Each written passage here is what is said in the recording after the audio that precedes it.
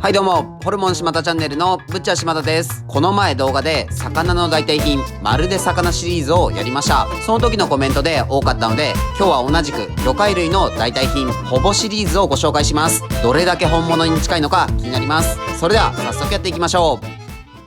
今日はこちらの金鉄のほぼシリーズを用意しました。画面向かって左からほぼホタテ、ほぼイクラ、ほぼカニ、ほぼタラバガニです。このほぼシリーズはほぼかほぼ以外かをキャッチコピーに魚介類の代替品を数多く生み出しています。まるで代替品界のローランドのような自信あふれる感じが惚れちゃいそうです。ブッチャーかブッチャー以外か、自分が言うと地球上のみんなを敵に回したようなダサさがあります。このほぼシリーズは本物のような見た目だけでなく食感や味も再現されています。その中でも特に代表的な商品はほぼカニで、なんと今までに販売されたカニを全て1本につなぐと33,000kmに達するそうです。これは地球一周の約8割で、あと少しで地球一周です。ウサイン・ボルトが最高速度で走り続けても36日以上かかるなんてすごい距離です。これは少し古い情報なので、もしかしたら現在は地球一周を超えているかもしれません。ちなみに今まで販売したほぼカニを積み上げると 820km で大気圏に突入するそうです。そんなユーモアあふれる商品の説明も楽しいですね。まずはそれぞれを袋から出してみましょう。まずはほぼホタテです。ホタテっぽいです。次はほぼイクラです。言われなかったら本物と見分けがつきません。次はほぼカニです。これもカニそっくりです。このほぼカニはいわゆるカニカマで、現在のようなカニカマを第3世代と呼ぶそうです。第1世代は一番一般的なカニカマのスティックタイプのものです。第2世代がほぐれるタイプで、第3世代がこのほぼシリーズのような本物のカニを忠実に再現したカニカマです。第3世代でこのクオリティってことは、このまま進化していくと第7世代あたりで本物のカニを超えそうですよね。カニよりカニとか言ってそうで怖いです。最後はほぼタラバガニです。確かにタラバガニっぽいけど、今までの3つに比べると少し見た目のクオリティが下がっている気がします。かまぼこ感がありますね。このほぼシリーズがどれだけ本物と似ているのか、実際に本物を用意しました。こうやって並べてみてもかなり本物に近いです。今回タラバガニが売っていなかったので用意ができませんでした。実際に近くで見ても似ているなぁと感じるので、画面越しだとより本物っぽく映っているかもしれません。それでは早速食べて違いを確かめてみましょう。いただきます。今日は屋久島単管サイダーを飲んでいます。一度だけ屋久島に屋久杉を見に行ったことがありますが、あの迫力はすごいです。もののけ姫の舞台となった白谷雲水峡とかもすごく神秘的だったのを覚えています。そんな屋久島の特産品、ポンカンとスイートオレンジの自然交配によってできた単管を使ったサイダーです。単管を食べたことがないんですが、ポンカンに近い甘みがあります。酸味はそこまで強くなく甘さがありますが、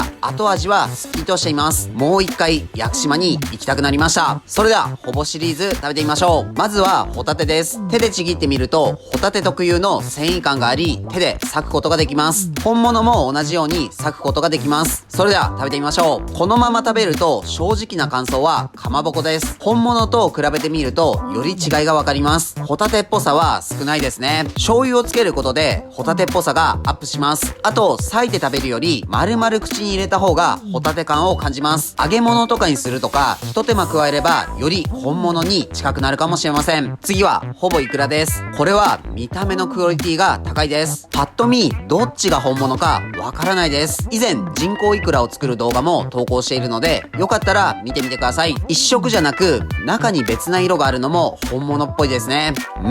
これは再現度高いです。これが寿司に乗って出てきたらイクラだと思っちゃいますね。本物を食べてみましょう。比べてみると本物の方が魚臭いです。この魚っぽさがある方がイクラって感じがしますね。あと本物の方が塩気が強くねっとりとしていて濃厚です。魚臭い感じが苦手な人はほぼイクラの方が食べやすいかもしれません。これは第7世代になる頃には改良されて本物により近くなりそうです。次はほぼカニです。これはほぼカニです。この避ける感じのリアルさが再現度高いです。カニって言われればカニですね。スティックタイプのカニカマとは全然違います。本物と比べてみると、本物の方が一本一本の繊維が硬いです。本物の方が旨味が強く、噛んだ時のみずみずしい感じがあります。やっぱりどこかかまぼこっぽさがありますね。料理の彩りや気軽に使える点では、カニカマという食材としては使うのはありですね。最後はほぼタラバガニです。ズワイガニとは違う繊維というか、ほぐれる感じがあります。ほぼカニに比べると大きさの違ったフレーク状の身のおかげで歯ごたえとジューシーさがありますね。これは食べていて満足感があります。せっかくなので残りは海鮮丼にして食べ比べてみましょう。こちらがほぼ海鮮丼で、こっちが海鮮丼です。気分は海鮮丼ですが、どこか物足りないですね。本物を食べてみると差が歴然です。海鮮丼として食べるなら現段階では本物に勝てません。値段にすると5倍以上の差があるので、一概にほぼシリーズが負けてるとは言えないですね。この値段でこのクオリティなら十分ありです。ほぼシリーズはそのまま食べるより一手間加えたら大変身しそうですね。今日も美味しかったです。ごちそうさまでした。はい、本日の動画は以上です。最後までご視聴ありがとうございます。ほぼシリーズいかがでしたか？これからの代替品の進化に期待です。自分たちは群馬県前橋市と高崎市でホルモン島田というホルモン屋をやっています。群馬には美味しいお肉を食べられるお店がたくさんあるので、もし群馬に来た際はいろいろ探してみてください。この動画がいいなと思いましたらチャンネル登録、高評価よろしくお願いします。